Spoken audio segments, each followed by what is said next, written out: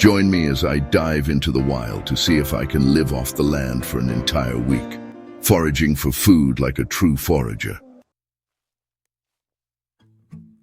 Foraging is an integral part of human history, and yet it's an art that's slowly disappearing from our modern-day lifestyles.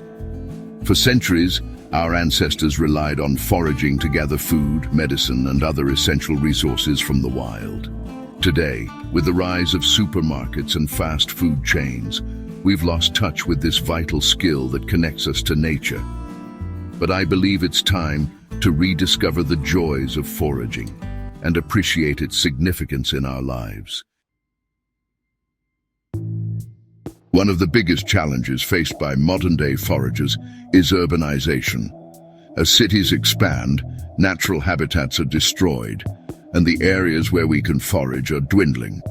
Moreover, the lack of education and training in foraging skills has led to a loss of traditional knowledge, making it even harder for people to find and identify edible plants and fungi. Additionally, the commercialization of foraging has led to over-harvesting, threatening the very existence of certain species. Another challenge is the risk of misidentification, which can be fatal. With so many toxic plants and fungi that resemble edible ones, it's crucial to have the right skills and knowledge to distinguish between them.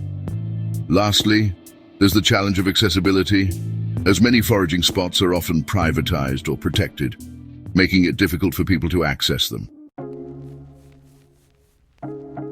Foraging is an art that requires patience, observation, and practice. It's not just about finding food in the wild.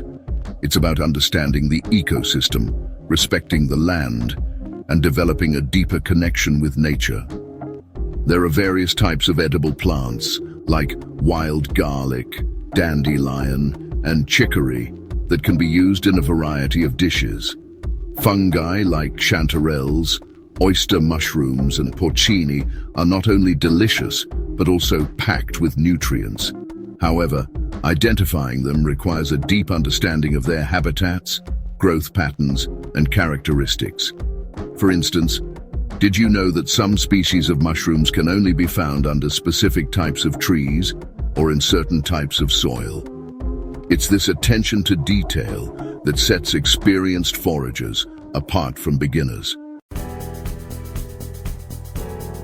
I had the opportunity to meet a seasoned forager named Sarah, who's been foraging for over 2 decades.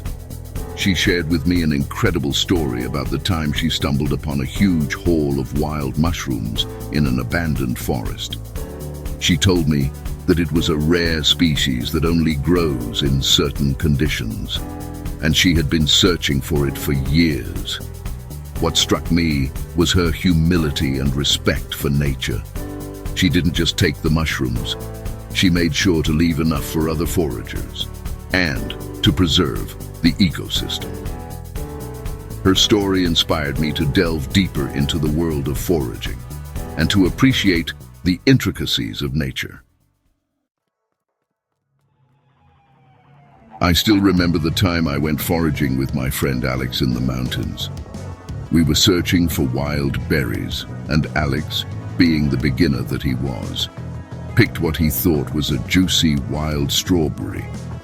Luckily, I stopped him just in time, recognizing the plant as a deadly nightshade. It was a close call, and it reinforced the importance of knowing what you're doing when it comes to foraging. But it's not all about the risks. There are also the incredible rewards, like the time we found a hidden patch of wild asparagus, and we feasted on it for hours. The taste, the texture, the thrill of finding something so delicious in the wild. It's an experience that stays with you. Foraging is not just about finding food, it's about reconnecting with nature, respecting the land, and preserving traditional knowledge.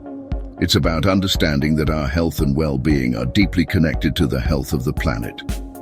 By embracing foraging, we can reduce our carbon footprint, support local ecosystems, and cultivate a deeper appreciation for the natural world. So, I encourage you to give foraging a try. to venture out into the wild and to discover the hidden treasures that nature has to offer. Thanks for watching, and if you have any foraging experiences or tips, please share them with me in the comments below.